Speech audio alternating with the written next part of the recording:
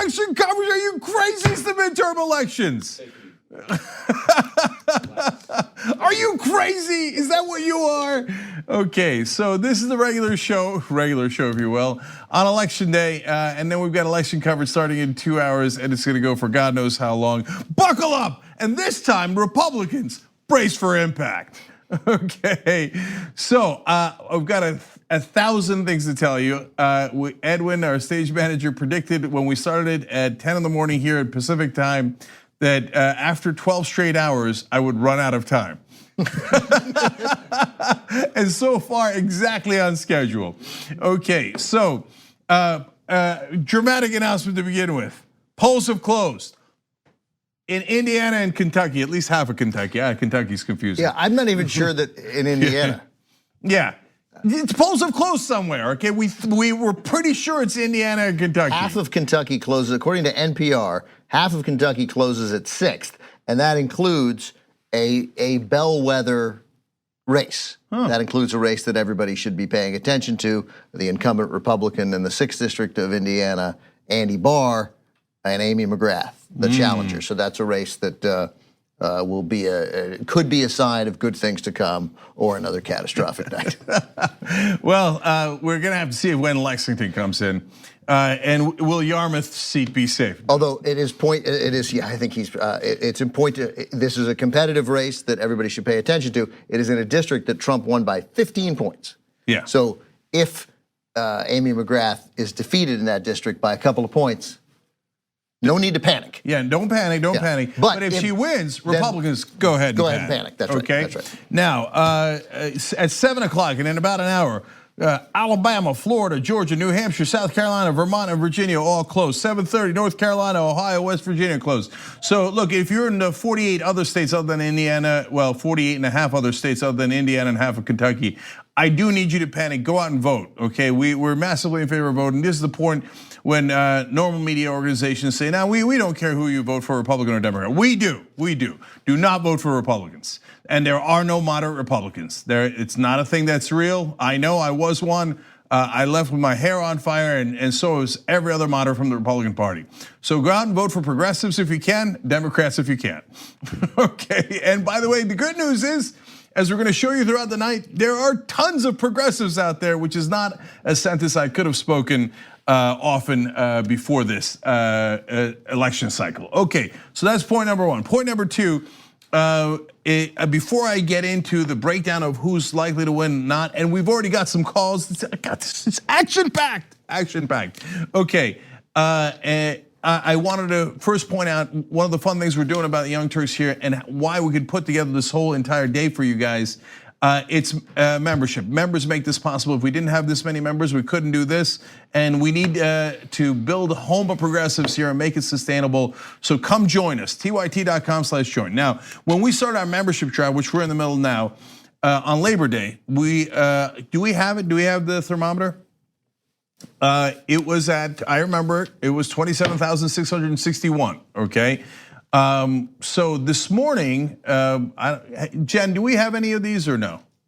Yes, okay, can we see where we were either at the beginning or this morning? I'll take either one, okay? And okay, there it was in the beginning, right there, 27,661, how's that for a memory? Okay, that was on Labor Day, okay? That was Labor Day of this year. This year, that's right. All right, so now let's see where we were this morning. 34,090. Now we're trying to get to 100,000. It's a little difficult. Perhaps slightly unrealistic, but still, okay. And then I declared an audacious goal for today. Can we get to 35,000? Can we add about 1,000 members today? So can I see where we are at the top of the show? 34,331. The results are just coming in. Okay, all right. Lexington is in. But we've got 48 and a half states to go. Okay, so we would love to get to 35,000 by the end of today. Not only can you do tyt.com/join, you can do tyt.com/gift and give the gift of truth and knowledge to either fellow progressives or conservatives and independents who you think might be helped by hearing the actual facts. And we're gonna lay out the facts, not only in the races, but also in the issues of the day as we go along tonight. And a new feature, and we really hope that you can participate in this. A lot of times you guys help build the studio, you help build our investigative reporting team, and you did it through contributions. In this case, we think if you go to tyt.com/sponsor, You could take the same money that some of you guys have given in the past for those groups and actually spread the message. So it's a twofer: build home of progressives, independent media, and then on top of that as well, spread the message and buy them in bulk, whatever number you think makes sense, 5, 10, 25. There's 3-month membership, 6-month, 1 year. You could do a renewing one. So please go to tyt.com/sponsor. And if you are okay with it, we'd love to give shout outs to you guys as we go along tonight for those of guys buying those sponsorships, okay? And I want to give out shout outs later to the people who are streaming the Young Turks in different parts of the country, Denver, Hawaii, Washington. But we'll do that later because I got to tell you some of the lay of the land for what is going to happen today, okay? So we have all of the different sites that have made predictions for today, and including the Young Turks here. I did that at the end of last week, okay? So there's 3 particular things. The ballot measures are not numerical. You can't track how many the Republicans or Democrats have won. We will talk about those tonight, but let me start with the House, which is the one that is the most talked about for a good reason, because the Republicans now control it, and almost everyone, in fact, literally everyone that tracks the numbers believes that the Democrats will gain control of the House. The question is by how much. So at 538, they are the most aggressive. They believe that the Democrats will pick up 39 seats in the House. So right now it's about, when you take in the vacancies into account, it's about 240 Republicans and 195 Democratic seats, okay? So 39 would be a huge swing in favor of the Democrats, and they would obviously hold the House. Sabato has it at 34. Real Clear Politics is the lowest at 27. CNN has it at 32. These are their best educated guesses based on the polling. Uyghur's got it at 38. 38 seats that the Democrats are going to pick up in the House. 23 is the number needed to gain control. Yes, so we all are past the 23 number. Well, can I add my number? Of course. Well, you know what, you didn't ask. I'm not going to do it. Have I mentioned how good your hair looks? I've decided to go with a number. I was fiddling right around your number. I was at like 40. You know, I wanted to be optimistic, and I feel optimistic. The numbers ticked in the right direction in that last little bit of polling. I do not believe the level of enthusiasm is the same. Just using old school political instincts, right? Like, you can measure it. You can tell me some numbers. Those numbers are worthwhile.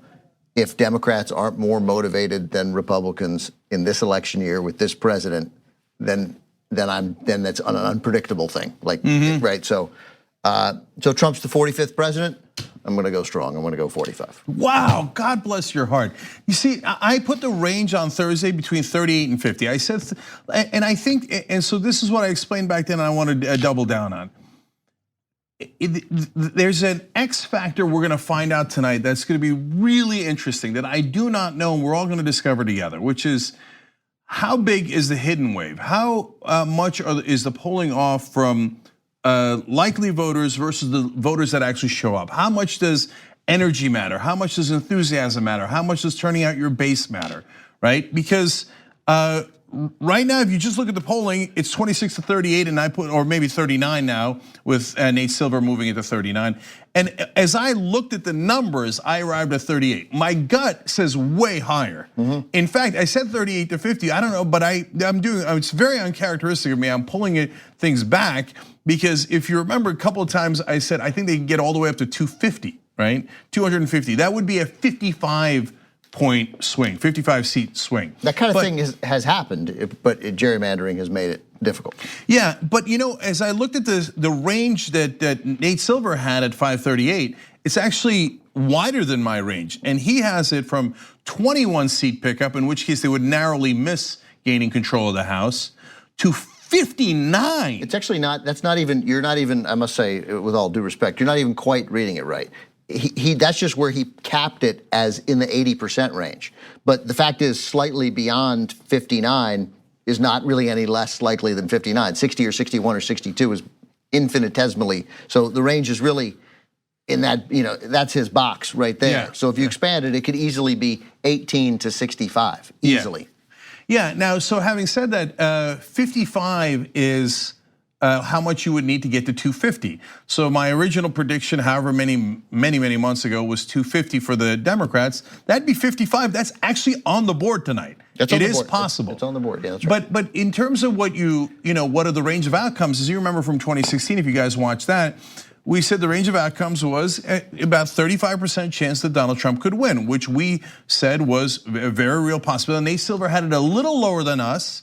And he had it, but it was like around 30. But it was right around there. 30, yeah. 30. He was around 30. We were around 35, and then everybody else was, HuffPost is the one that really sticks out in my mind. They had it at 98.4% chance. The New York Times was about 89 to 11. Yeah, and so we thought that was off, and we thought, hey, 35% is possible. But now remember, so Nate's got it at 7 out of 8 chance the Democrats are going to regain the House. We've got this range. But it is a range, and that's real. So, meaning if it turns out Trump's strategy of going over the top of the rallies and getting because Trump does not believe what the establishment Democrats believe.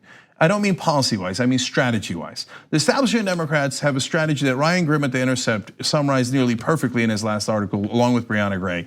It's called a whole food strategy, and he didn't name it that, the Democrats did.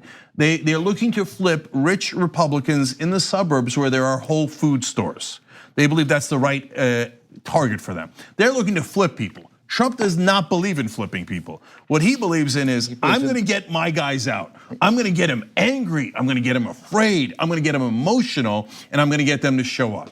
He believes in flipping people off. Yeah, exactly, exactly. Those are your two different strategies. So maybe that works. I actually believe strategically that getting your own base to turn out, the Trump strategy is a smarter one, is a more accurate, correct one. Okay. The Democrats have again, if it doesn't work, then it's a sign that it won't ever work. That here you can flip people and get your base out. That's what they're thinking, is that there's really nothing we can do to get people more interested. I mean, the number of people, just in little anecdotal stories that I just, and I'm a big disbeliever in general in paying attention to that.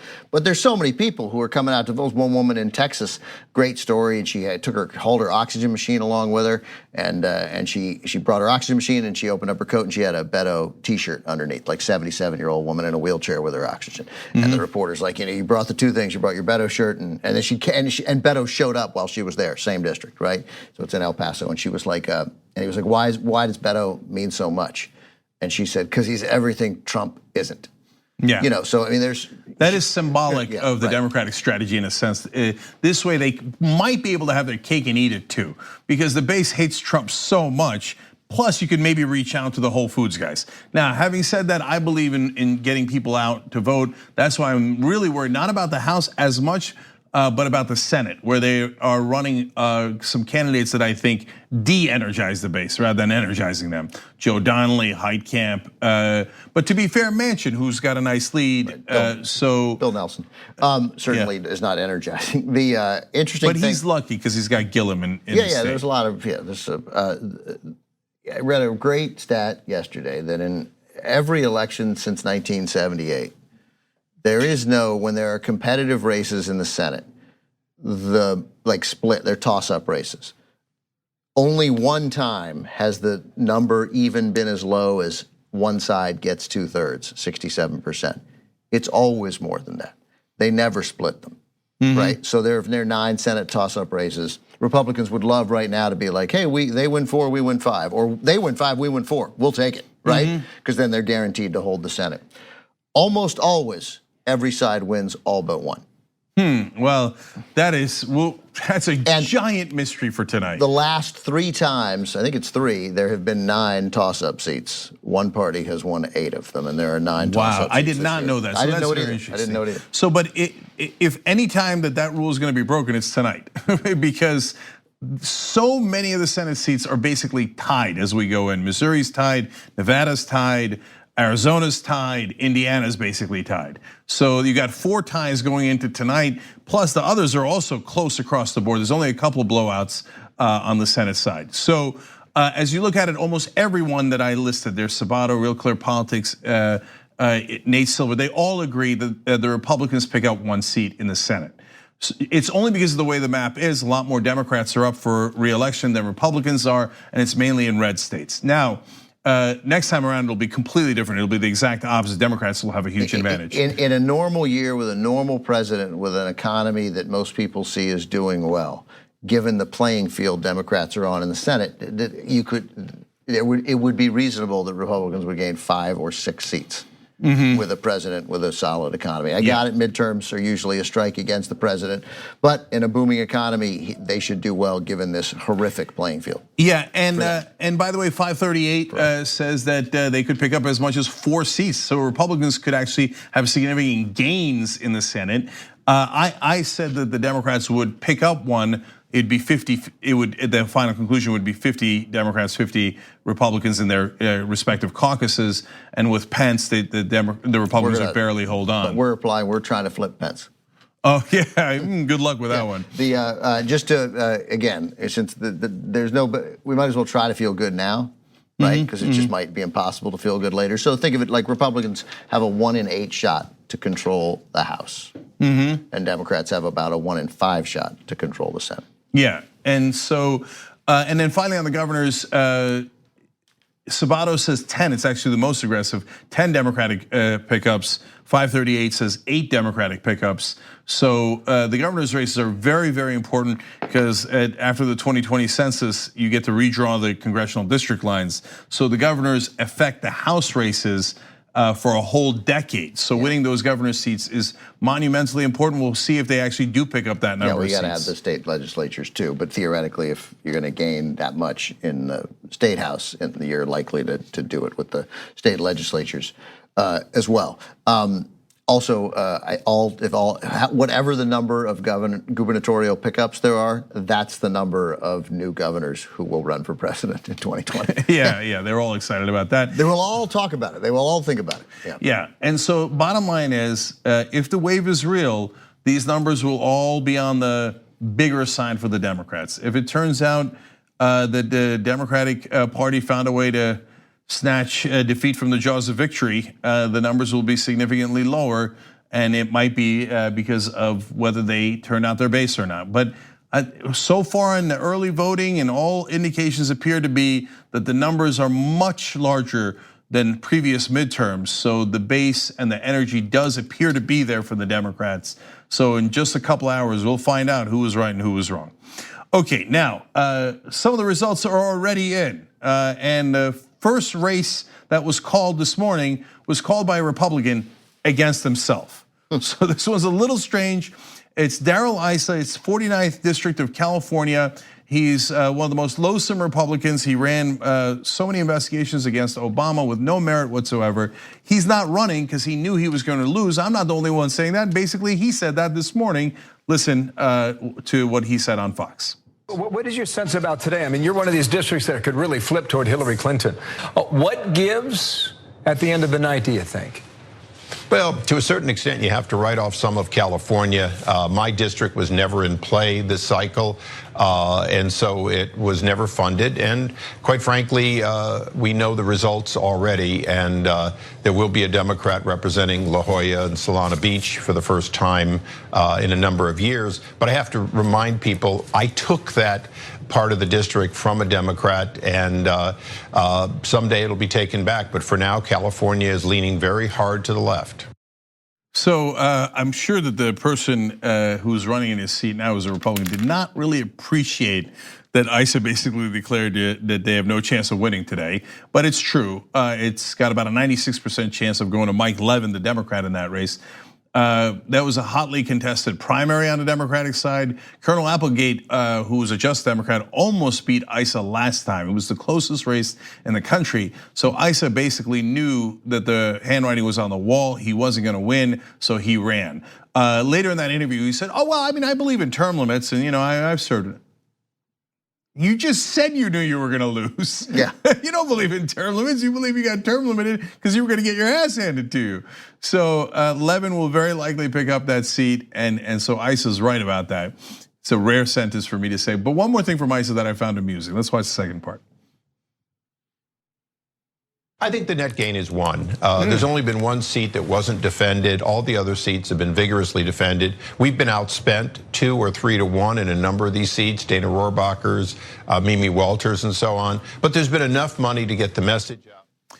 Okay, I'm really amused that Darrell Issa and the Republicans are now complaining about being outspent. Yeah, it's great. Oh, is money in politics a problem? Oh, why didn't Ben? Did you know that? No. That's a very big news to me. And what is the complaint that they have about Soros, other than his religion and ethnicity? It's that he's a donor. He's giving money to all these politicians. Yeah, I know. That's why you should get money out of politics. So, but now it's very ironic and rich for the Republicans to complain that there's too much money in politics. And so many, and the fact is, so much of the money came from candidates who are not taking any back money at all. That almost the overwhelming majority of their donations came from regular people giving money. Yep. So Issa, it was not nice knowing you, but it is great to see you leave. Although, of course, a nice cushy landing. The White House announced that the president has nominated Issa to lead the United States Trade and Development Agency. At least we traded him out of his congressional seat, and that was not voluntary. Yes, that was definitely part of the blue wave. All right, when we come back, more Democratic victories. I can already tell you 6 other ones that are going to happen, and then it's election day, so the Republicans, some right wingers, can't help themselves. So of course they went full racist. So we'll explain when we return.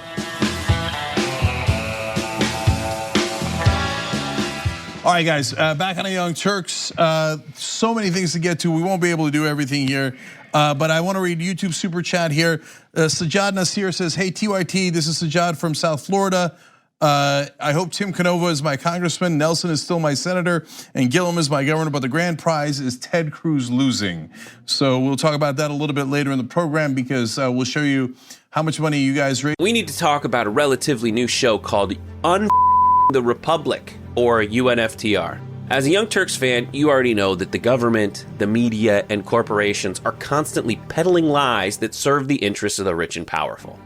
But now there's a podcast dedicated to unraveling those lies, debunking the conventional wisdom. In each episode of On the Republic, or UNFTR, the host delves into a different historical episode or topic that's generally misunderstood or purposely obfuscated by the so-called powers that be. Featuring in-depth research, razor-sharp commentary, and just the right amount of vulgarity, the UNFTR podcast takes a sledgehammer to what you thought you knew about some of the nation's most sacred historical cows. But don't just take my word for it. The New York Times described UNFTR as consistently compelling and educational, aiming to challenge conventional wisdom and upend the historical narratives that were taught in school. For as the great philosopher Yoda once put it, "You must unlearn what you have learned." And that's true whether you're in Jedi training or you're uprooting and exposing all the propaganda and disinformation you've been fed over the course of your lifetime. So search for UNFTR in your podcast app today and get ready to get informed, angered, and entertained all at the same time.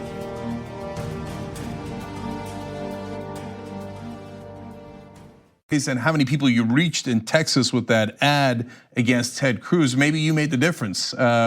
It's over 1 million people that you reached, so that's no joke. So for now, we're doing tyt.com/share tonight, and what that means is if you've got a story about the elections or what happened to you today, share it with us. Plus, if you're watching the Young Turks in a gathering, share that with us, and we might be able to even show your stream later. It's complicated, but good luck, and we can certainly talk about it. So, in fact, I know that in Washington, That's just what Chris Cuomo said. Yeah, I know. Yeah, good luck. Share with us. We'll try. I don't know. I don't understand how the technology works. Yeah. I doubt it, but I'll mention it maybe if I remember. Yeah. No. Look, You're watching CNN. At Washington, D.C. Eaton, okay, there's Eaton House, the Eaton Hotel, EATON. They're all getting together. It's a beautiful place. I've seen it, where progressives are getting together and watching this Young Turks stream. So if you're in DC, go check that out. All right, here from the Share Stories, Zuza writes in, "I got my 90-year-old Baptist grandmother to vote straight Democrat for the first time in her life. I've showed her tons of TYT clips so that she could see with her own eyes the truth that everyone in her church keeps lying to her about. And it made a difference. Never, ever would I have thought she would vote Democrat. I was just hoping she wouldn't vote at all, but this was way better. Thank you. That's what I love about that. Part of the reason why we started the gift and the sponsor programs, because we want you to share this message with people, and we think that we can break through, because we don't base it just on our opinions. We base it on facts, and we show you the facts over and over again, as we're going to do throughout the night. Now, we're progressive. One of our sponsors tonight that's helping to put this together is Aspiration. They're wonderfully progressive. They're a financial institution, and they're dedicated to positive change in this country. And you can make change in two different ways. You can do it with your vote today, obviously, and you can do it with where you put your money, because they don't put money in any of the dirty companies, the fossil fuel companies, the gun companies, etc. They put it in things that are environmentally friendly. To give away 10% to charity. So aspiration.com/TYT. Okay, aspiration.com/TYT, and putting your money where your progressive ideals is, in my opinion, perfect. That's why we took them as a sponsor, and they're helping us do the election coverage tonight, which we're grateful for. All right, so now let's go to some victories. So very likely what will happen as soon as the polls close in their respective areas is that we will have 6 new progressive champions in the House tonight. So you might recognize the first one. It's Alexandria Ocasio-Cortez. So this will be part of the first wave. She defeated, of course, Joe Crowley, who's a Democrat, who was the number 4 Democrat in the House, and he was part of this, what I would call the establishment wing of the Democratic Party. He raised a ton of money through corporate lobbyists. Ocasio-Cortez was corporate PAC free. She's a Just Democrat. She had a stunning victory. You've probably heard about it. Now, the others, I'm not sure you have. If you watch the Young Turks regularly, you might have heard of most of them. But if you haven't, here are the other victors from today that will happen.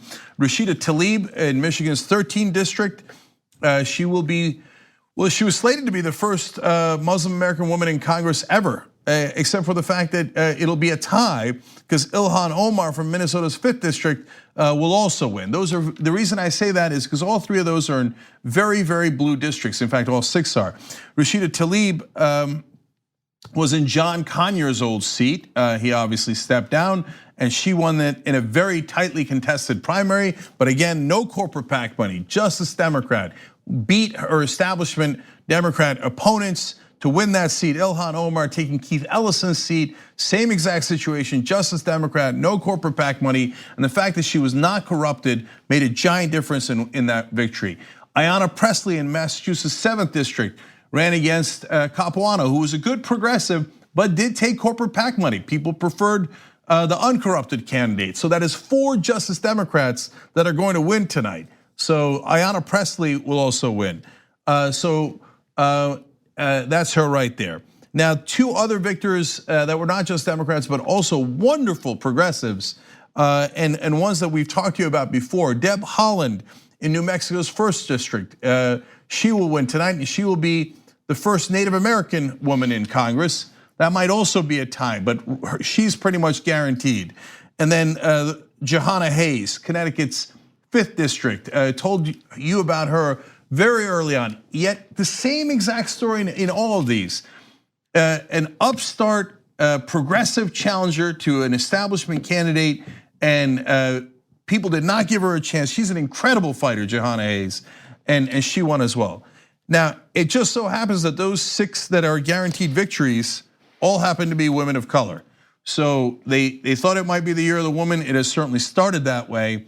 And so that is, in a lot of ways, what scares the Trump voters. So to us, that looks like wonderful diversity. That looks like America. And to the Republican voters who vote for Trump, that looks like a new face of America they are not comfortable with. But whether they're comfortable or not, here they come. To many Democrats, the best way to take on Trump is with a sort of a middle-aged businessman, very business-friendly, former Republican who switched parties recently. That's right. Yeah. Again, Ryan Grimm at The Intercept wrote about this. The ideal candidate, according to the Democratic establishment, he's reporting on it, right? He talks to the Democratic consultants, lobbyists, congressional leaders. They love people who are business owners, who are veterans, former Republicans, and the cherry on top is if you're a former prosecutor. So that is their go-to move. Now, what they never ask is, what's your policies? Right. I mean, I'm all for. There are groups recruiting veterans to run. I'm all for veterans. I imagine that I'm for the veterans who don't want to make other veterans. Right, which and of course there as we've seen now. Hopefully there'll be a lot more prosecutors, because as we've seen lately, there've been some really good prosecutors elected who are rethinking what it means to be a prosecutor, and I would be very happy if down the road those people entered Congress. Well, Wesley Bell beat McCullough in St. Louis in Missouri, and he's a wonderful prosecutor, and he's actually going to look out for everybody in that community. There's some great prosecutors out there that are going to do criminal justice reform. Veterans, prosecutors, all businessmen. Christine Hallquist could be the first transgender governor in American history in Vermont. She's a former CEO. Okay, so. But do I care that they're a CEO or a veteran or a prosecutor? No, I care about their policies. So, hey, I'm a veteran means nothing to me. Hey, I'm a veteran who's gonna fight for you means everything to me. So, I mean, you saw, of course, you guys know how much we care about Richard Ojeda. Why do we care about him? It's not even his policies are the most progressive. I've said that 1,000 times now. It's that he has a fighting spirit and he's a populist. Now, he's a veteran who doesn't mind fighting back. They challenged him because he doesn't want as many wars. He's got 16 medals. And he went and did an ad where he said, I got my friends who I went to war with who didn't make it back, I got their names tattooed on my back. You're gonna challenge my military record? He's like, no, I'm gonna fight. I fought for this country and I'm gonna fight for you. How dare she, Carol Miller? Okay, I love that ad. That's a veteran I love. It depends. What is your policy position? All 6 of these women won because they ran uncorrupted and really strong progressive. There's an interesting, Harley Ruda is the guy running against Dana Rohrabacher in the 49th district of California. And Harley Ruda is a businessman. He moves his arms super awkwardly, right? When he's been a Republican almost all his life. He gave money to John Kasich in 2016, right? I know. Now, that said, he said he's the only Republican he says he's voted for lately because they're friends and he gave money to him. It's a little tough to believe, but he claims to want free tuition at public universities and Medicare for all. Yeah. So that's so okay. Well, if that's what you're campaigning on. Yeah, he came in here. Yeah. He came to the studio. We talked it out, and no, he's running as a progressive. Look, all I care about is policy. So look, one part of the jury has definitely come in. The rest of we're going to see tonight. So there's a question about, is it better to run a progressive populist or one of these corporate Dems, the profile we just laid out for you guys in red districts? We argue better to run as a populist like as Ojeda has done, and whether he wins or loses tonight, he closed a 49-point lead. That is near miraculous, right? Kara Eastman, wonderful job in Nebraska. I can go on and on. We think it's way better to do that in red districts, but we're gonna find out. But in blue districts, they had no case to begin with. They said, no, even in the blue districts, we should have really corporate Democrats. Why? That makes no sense at all. In blue districts, we should have really progressive congressmen and representatives. Like in the race that The Intercept reported on that had the audio of Steny Hoyer pressuring the more progressive candidate to get out to make way for Jason Crow, a former Army Ranger, law firm partner. And it's a district. Mike Kaufman I think it's his second term, but Mike Kaufman has scrambled. Like all he does is flip flop, and he's like, I'm totally against Trump. I got to stand with Trump. He's my guy, but not all the time, right? And but Hillary Clinton won that district by 9 points. Oh, why are you flip flopping on Trump? Hillary won the district by 9. Any old blue just won't do. It should have been Greg Edwards. Anyway, so bottom line is, right now, based on their wins already, the jury's in on blue districts. Blue districts are gonna go to real progressives that are uncorrupted, whether the establishment likes it or they don't.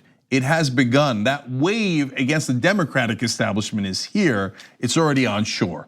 So, and there's pretty much nothing they can do to stop it. So I love that. That is mission accomplished. Now we move on to red districts. 1% of the districts reporting in Indiana. I guess the polls did close. Yes. Joe Donnelly's only down by 25 points. Oh boy. Okay. Whatever. It's 1%. Now it doesn't mean anything, but as we say over and over again in these nights, it doesn't mean anything until it does. Yeah, it's not. He's down 25 points. I mean, it's not.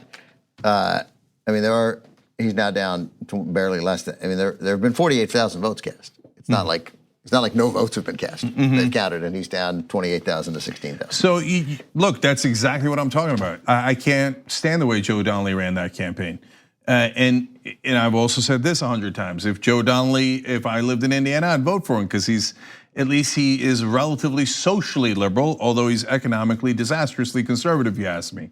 So there is a difference between him and the Republican, but you have to go and find a difference. Whereas you would do way better if you explained the difference and got your side to vote. All right, before we run out of time, I want to do one more quick story here.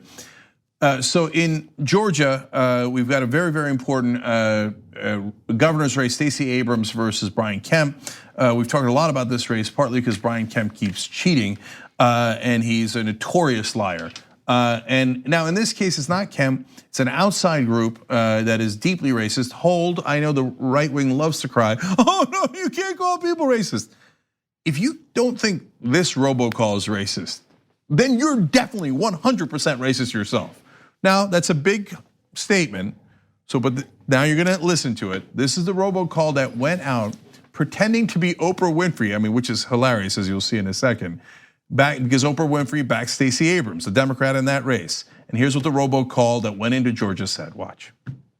This is the magical Negro, Oprah Winfrey, asking you to make my fellow negress, Stacey Abrams, the governor of Georgia. Years ago, the Jews who owned the American media saw something in me, the ability to trick dumb white women into thinking I was like them, and to do, read, and think what I told them to. I see that same potential in Stacey Abrams. Where others see a poor man's Aunt Jemima, I see someone white women can be tricked into voting for, especially the fat ones. And so I promise that every single person who votes for Stacey Abrams, you're going to get a new car. So you get a car, and you get a car, and you get a car, and you get a car. Everybody gets a car. And as far as the race to wear whites who are in the way, don't worry about them. Like I said in that famous interview in 2013, white racists just have to die. I have a very tough time. First of all, I don't think that was Oprah Winfrey. I don't. I don't know. Yeah, I don't know the minds of racists, but did he think that anybody was going to think that was Oprah Winfrey? No, I think that's just that's an attempt at a joke by a racist, right? No question. Because I don't. What's the purpose of that?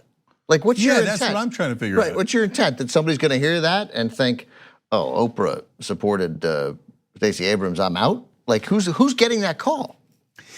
Yeah, I guess conservatives. I guess that's who it is. Yeah, here's my best guess. So it's a real site. I don't want to give you the exact web address because I don't want to promote them, but it's basically called Road to Power. Okay, so and the Anti-Defamation League tracks them. They are unsurprisingly deeply racist and deeply anti-Semitic, as you just heard, and they have been for a long time. So it's a real group that did this, and their attempt is to actually defeat Stacey Abrams. So I think that what they think is they make the same mistake everybody does, plus a lot more.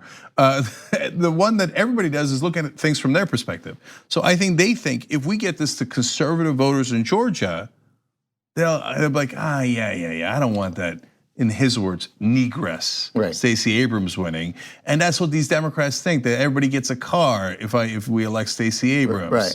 It's just handing out money to black people. Right. And so we'll turn it, we'll get some people to show up to vote because we'll make them realize through this. Yeah, I think he thinks he's kidding. I guess that's pretty clear.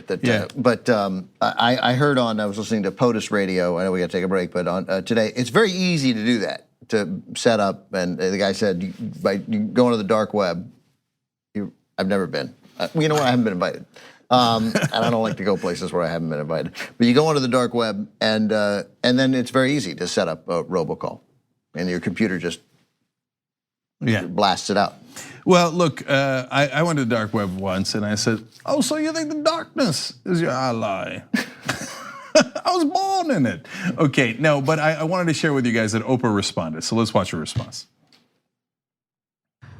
I heard people were making racist robocalls in my name against Stacey Abrams, who I am 100% for in Georgia. I just want to say, Jesus don't like ugly. And we know what to do about that. Vote. Tomorrow, show up and show out and vote. They are record turnout in Georgia so far in early voting already. Some guy said he waited in line 4.5 hours to vote. Yeah, well, there's two reasons for that. One, because Kemp made it extremely difficult to vote in Georgia, especially for people who are more likely to be Democrats than African Americans. Secondly, it didn't work. So people were like, you're trying to suppress my vote, not on my watch. Real quick, the same thing, 70-year-old guy said he waited 4.5 hours, never waited that long to vote in his entire life, cast his vote for Stacey Abrams for governor. When asked why, he said, because Trump is an a-hole, misogynist, racist. So they showed up, and I hope that Kemp is thrown out. And so we're going to find out later tonight if the force of darkness, in the case of the dark web and the racist, win, and Kemp wins, and I put him in that category not because he's as racist and anti-Semitic as that robocall. He didn't do that call, and he condemned it later. Okay, but I put him in that category because he did something worse in essence. That's right. Much worse, yeah. Yeah, instead of making a call, he made a real difference in the world. He tried to make sure that less black people and less Democrats could vote when he runs that election. He runs his own election because he's the current Secretary of State. And denying people the right to vote is worse. And that's what he did. And we're gonna see tonight if unfortunately that worked, or if enough people said, not on our watch, we're gonna stay here as long as it takes to make sure that you don't get away with it. Okay, we got to take a quick break. When we come back, more hosts are joining us. We got all the Young Turks hosts throughout the night. Don't go anywhere. We'll check the thermometer again too. If you like watching election coverage from a progressive perspective, from a perspective that fights for you, tyt.com/join. We'll be right back. We hope you're enjoying this free clip from the Young Turks. If you want to get the whole show and more exclusive content while supporting independent media, become a member at tyt.com/join today. In the meantime, enjoy this free segment. All right, back in the Young Turks, Jimmy George joins us, Sharon Jackson joins us. Oh my God, look at this power panel. Okay, so we'll be going 4 folks from here on out, I believe. Welcome guys, good day. At TYT, we frequently talk about all the ways that big tech companies are taking control of our online lives, constantly monitoring us and storing and selling our data. But that doesn't mean we have to let them. It's possible to stay anonymous online and hide your data from the prying eyes of big tech. And one of the best ways is with ExpressVPN. ExpressVPN hides your IP address, making your activity more difficult to trace and sell to advertisers. ExpressVPN also encrypts 100% of your network data to protect you from eavesdroppers and cyber criminals. And it's also easy to install. A single mouse click protects all your devices. But listen guys, this is important. ExpressVPN is rated #1 by CNET and Wired magazine. So take back control of your life online and secure your data with a top VPN solution available, ExpressVPN. And if you go to expressvpn.com/TYT, you can get 3 extra months for free with this exclusive link just for TYT fans. That's expressvpn.com/TYT. Check it out today. To have you here. I was on Aggressive Progressive earlier today where we were being very aggressive and also very progressive. Yes. Also on a damage report earlier, but I don't like to plug John. So we'll make fun of him when he joins us later, and Anna will also be joining us. So JR, I love your ring. Made me mad that I forgot to wear mine. Let's check that out. You can catch, doesn't go far enough. You got superheroes tattooed on your. I like that. It's like Green Lantern. It's like TYT Lantern. All right, so let me read a couple comments, and then we got another story for you guys. And Ben will give us updates. You got an update right now? I got an update. Yeah, it's a little. I mean, it's it's fairly meaningless. But in the 6th district of Kentucky, where the polls did close, it was a big lead for Andy Barr. He was way ahead, and now Amy McGrath has moved ahead by about 1,000 votes, with still almost nobody voting. 12,000 votes in, but it's just fun to. Yeah, but on the other hand, here comes Amy McGrath. Yeah. Okay, the bar might be low, but it's about. But when they go low, we go high. That doesn't mean anything. Okay, all right. So James Meadow writes in on YouTube Super Chat. Thank you, TYT, for your amazing coverage. I'm a recent member, but longtime viewer. You've been a beacon of hope in a dark world. Never stop fighting. Love you guys. Thank you. Appreciate that. Look, there's a reason why we launched it yesterday. If you want to spread this message to other people, it's massively helpful to this show. And it's not theoretical, guys. We really have to get this to a point where they cannot take it away, where it is sustainable and it's a rock for you guys. So tyt.com/join, and if you can, tyt.com/sponsor, so that you could do bulk membership for other folks. If you're gonna do a donation anyway, which is also possible on tyt.com/yes, if you at least buy membership for other people and spread the word, okay? And we're trying to hit 35,000 members tonight. Let's see if we can do that. Real quick update from Indiana, the Indiana Senate race. Joe Donnelly needs a timeout. Oh, is that right? Yeah, he's only down 28 points right now. Jesus Christ. I got it, whatever. There's no, Indianapolis is where all his votes are, but I got it, still 2% in and he's down 17,000 votes, 62%. We might as well go with furthering this sports analogy. I think does he have a 20 left? He needs to call a 20. Like Phil Jackson, let them play through it. Just play through it. No, yeah, no timeouts right now. All right, just keep going. Okay, so let me just read a couple of folks from our member section. Rev Susie 321 says, being from District 3, West Virginia, where Ojeda is running, I just get a kick out of every time Jenks says Carol Miller. I just have to laugh out loud. So guys, we're gonna run those famous Ojeda ads for you guys a little bit later in the show. We're gonna run the cruise ad that we ran on your behalf a little bit later in the show as well. And you know what else happens a little later in the show? We find out if Ted Cruz lost.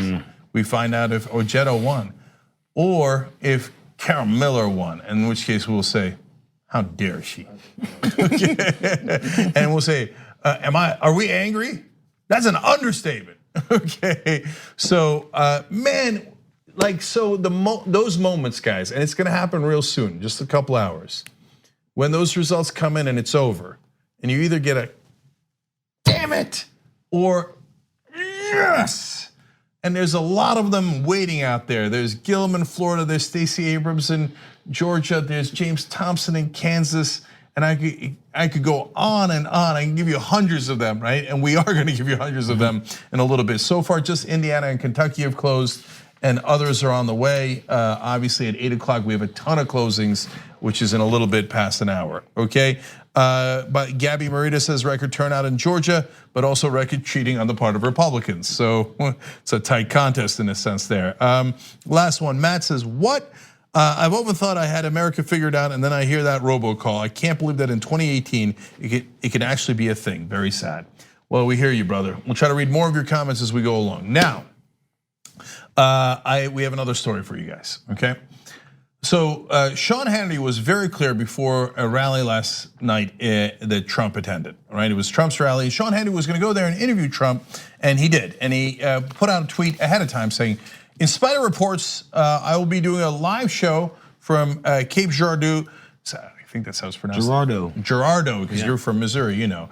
I was gonna go with Girardeau, but I was pretty sure that was wrong. Better that one. Okay, Girardeau, and interviewing President Trump before the rally. To be clear, I will not be on stage campaigning with the president. I am covering final rally for my show, something I've done in every election in the past. So that's to be clear.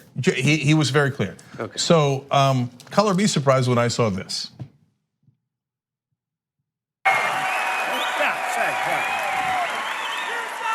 By the way, all those people in the back are fake news.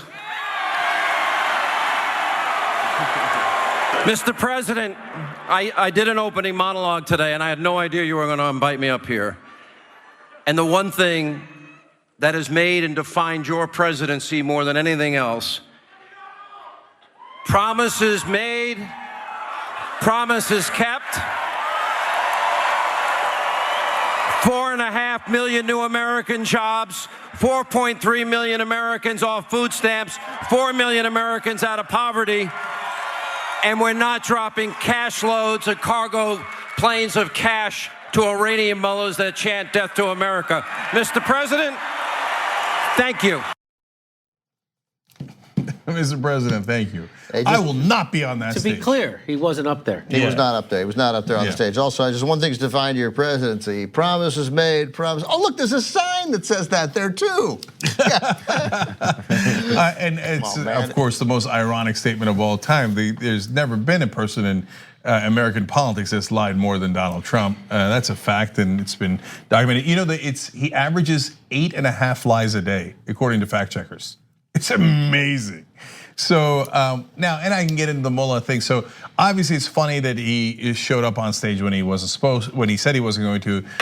You know, all of it was full of lies. Jared, you were saying that he's trying to. Well, yeah. praise- As soon as he said to the fake news back there, you guys are all fake, and he looked over at his I don't know. There's many names that just came in my head that I'm not going to say, but his parental figure, and he said, "Did I do okay there, Donald?" Yeah, kind of. Oh, okay. Did I do okay, Donald? Like the biggest smile. Like I need this approval.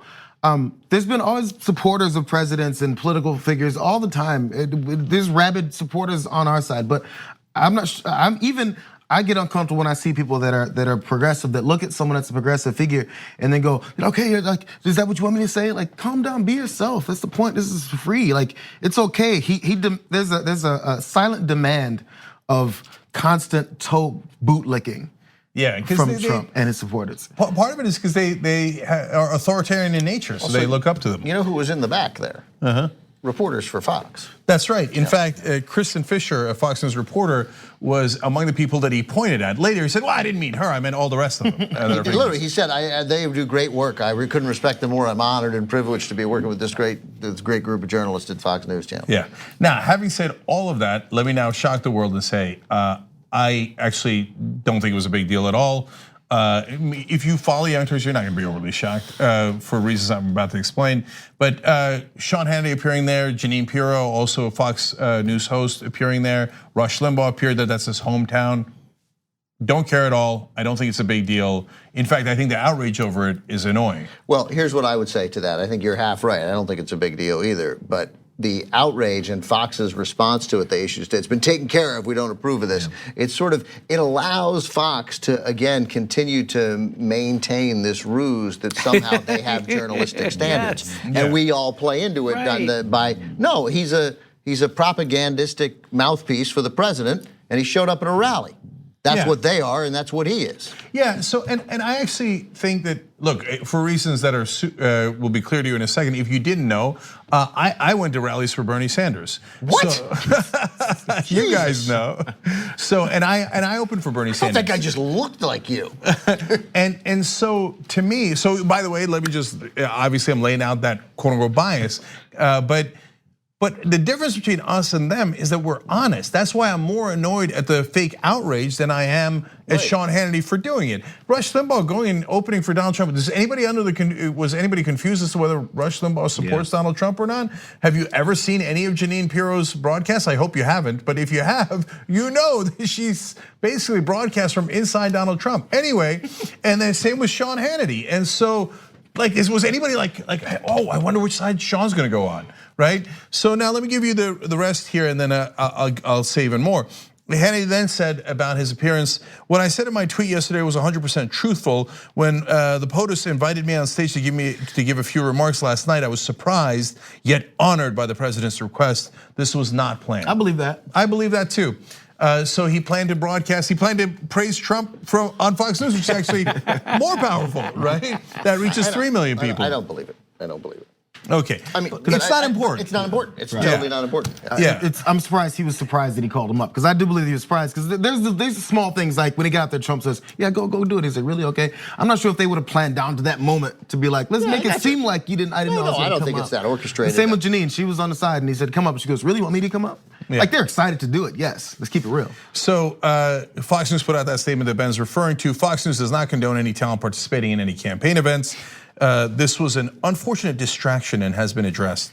And they talked about their so-called reporters. I'm sure it's been really aggressively addressed. Yeah. So now CNN's reporters Oliver Darcy then talked to some people that work at Fox News off the record, and this is the part that I'm actually most amused by.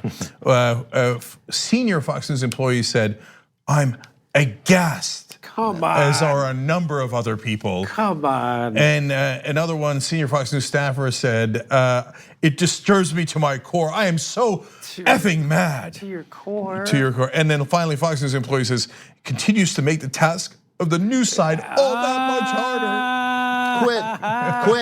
Quit. It's the only principle thing Again, to I do. don't know, man. I don't know if I'm the weird one, but I believe.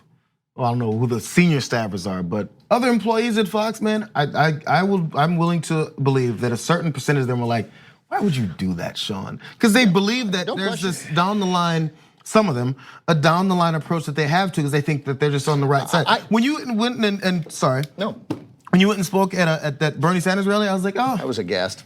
I wasn't going. I can't believe Jake did it. And if someone asked me, I was like, I didn't know he was going to do it, but did you expect something different? I don't remember even giving it a second thought. Yeah, I know some people who work at Fox in the news side, right? And they, right? But I mean, they edit stuff and they were producers and they for Shep and for Brett Baer and they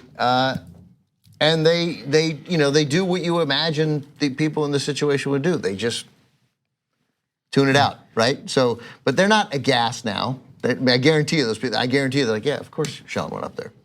Yeah. And you don't use hairspray? No, I do not use hairspray. What do you use? I use a foaming cream from American Crew. Oh, is it like a pomade? No, yeah, a little bit. It is a little. It's not as thick as pomade. Oh, okay. Yeah, That's viscous. Yeah, no, I don't like a viscous. I don't like it to get stuck in my fingers. It's got to be able to. Okay. I don't like to have to wash my hands afterwards. Why were you aghast at his hair? I was aghast. Okay, maybe aghast lighting. I'm always comparing hair. I have used hairspray probably 25 times in my life. Sometimes before, like if a piece is falling down and you absolutely have to get it to stay up. But I don't own a hairspray. I just like to use. And you're my not going to get the plugs? No, why would I get plugs? I have one of the. I have the so 15, we believe in truth in this network, Jimmy. Get plugs. Okay. I should donate plugs. I would like some, because I'm going to get them. Yeah. So look, guys. So bottom line on this Fox News situation is, if they just said, "Look, we're a conservative network. All of our hosts are conservative." Does it look like we hired any liberals, right? But our news side. Look, the editors are also conservative. Yeah, they're not. But like the editors are editors and the producers are producers, and we try our best.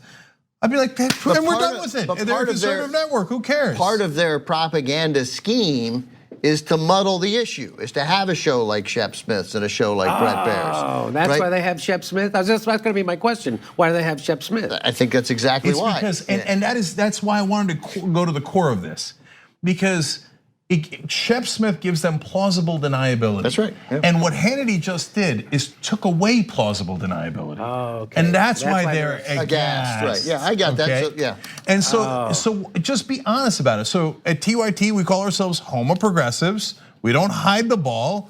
We're all progressive. We have a wide range of progressive on the network, right? And you guys have all seen that with your own eyes. But they should just be honest. Just be honest about it. Home of the dog whistle. Just be honest. And look, we got an investigative team, and they do objective journalism. The TYT investigates. Check that out. But we explain clearly that is distinct. And so in our case, we do much more commentary. We do much more perspective, analysis, opinion. And the biggest difference is overall theme, and this is true no matter of across the board with this current wave of conservatism. I didn't even like you calling them conservatives, right? Because they're reactionaries, right? I mean, they would describe themselves that way.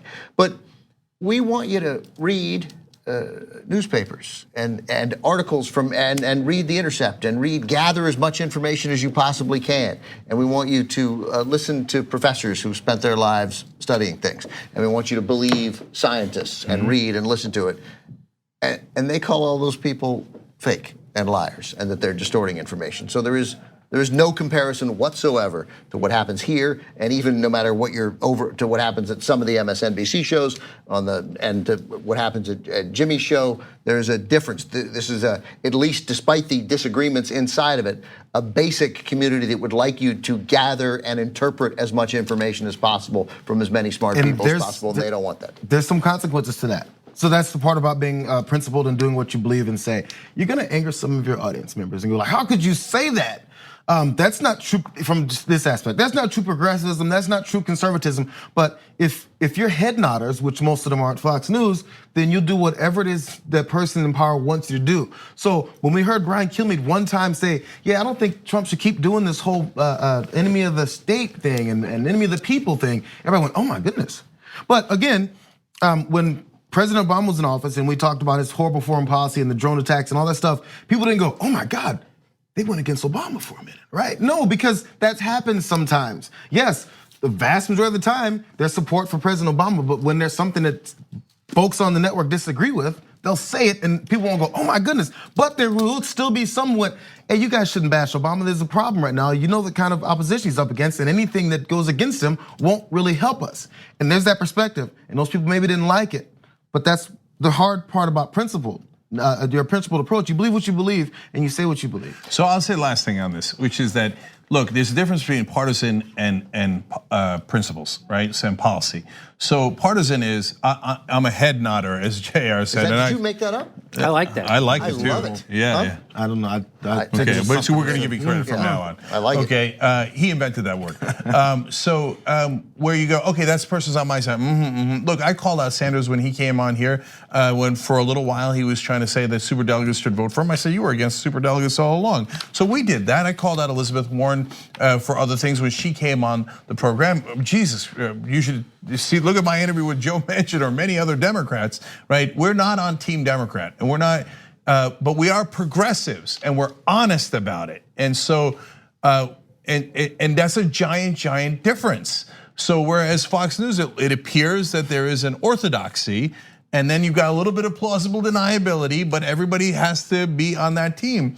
And so those guys are embarrassed to admit that, embarrassed that game is revealed when people like Sean Hannity go and do these rallies. They're the propaganda arm of a reactionary far-right administration. It's a terrible place to be. They should be ashamed. There's just no. They're not even what they were 10 years ago. And if a horrible them. If a moderate conservative, a moderate Republican administration comes in, they'll be on the moderate line. They'll be as far as the people in power will be. They go with wherever it is. If there's that's probably right. a helpful, somewhat useful Republican administration in office, Fox News will be okay with it, because that's where the power is. But did you fall into this, or do you find this happening, that when you criticize the press, which is what is right in your wheelhouse to do you find people using the defense, which I do, that, hey, you sound like Trump. That's what Trump says about us. So now people are using the fact that Trump's over-the-top criticism now negates any actual criticism. So that's a great question. We got to end on that. So look, when he says fake news, that's another difference between us. So I say, he says the press is biased in favor of liberals. I find that hilarious. But that's a perfectly valid opinion to have. That's his opinion, right? We say the press is biased in favor of the establishment and the status quo. And we can disagree about that as long as we're all honest about it. But then he says the press is fake news, that they're making up news. Well, that isn't true. So you can say they have a bias, they have a perspective, and that's a really legitimate debate, right? But when you say they get into a room and they just make up stuff, well, actually, first of all, we've caught Fox News making up stuff left and right. Maybe that's why you're doing projection. But that part isn't true. So we try as hard as we can to bring you the truth. Nobody's got a monopoly on the truth, but we're trying hard, and we're certainly 100% honest with you. Whereas they go and make stuff up and then accuse the press of making stuff up. And see, that's why I don't think it's an honest actor. But is it legitimate to criticize the press in a Trump rally? It depends on how you do it. I did it at the Bernie Sanders rallies. I think that they do have an establishment bias. I just did it at the National Press Club. I don't think there's anything wrong with that. But when Trump says they're the enemy of the people, well, that encourages violence against them. So there is a line, they often cross that line, but it is not wrong to criticize the press. Yeah, but and it's not wrong to say which side you're on. Your effort here is to make the press better. It's a significant, he wants the press to do what he says, right? That's a very different thing than calling them the enemy of the people and calling it fake news, which I know what you were saying. But when you criticize the press, it's because you want them to dig deeper. Yeah. You want them to get at the truth more. You want them to sort of shed their notions of how government should work and do their job more aggressively, because you recognize the necessary value in a free society of having an aggressive, honest media. 100% right. And that is a colossal difference between the two. It makes them not even in the same. It's not even a worthwhile comparison. Yeah, we want them to do a better job. They want to just tear them down. We need a vibrant press in this country. We wish they would do the job better. All right, we got to take a quick break, guys. We got a lot more results for you guys, especially because now more polls in states have closed.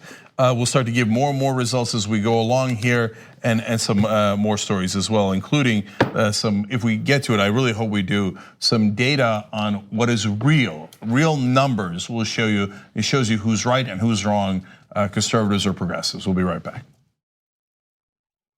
Thanks for listening to the full episode of The Young Turks. Support our work, listen ad-free, access members-only bonus content, and more by subscribing to Apple Podcasts at apple.co/TYT. I'm your host, Cenk Uygur, and I'll see you soon.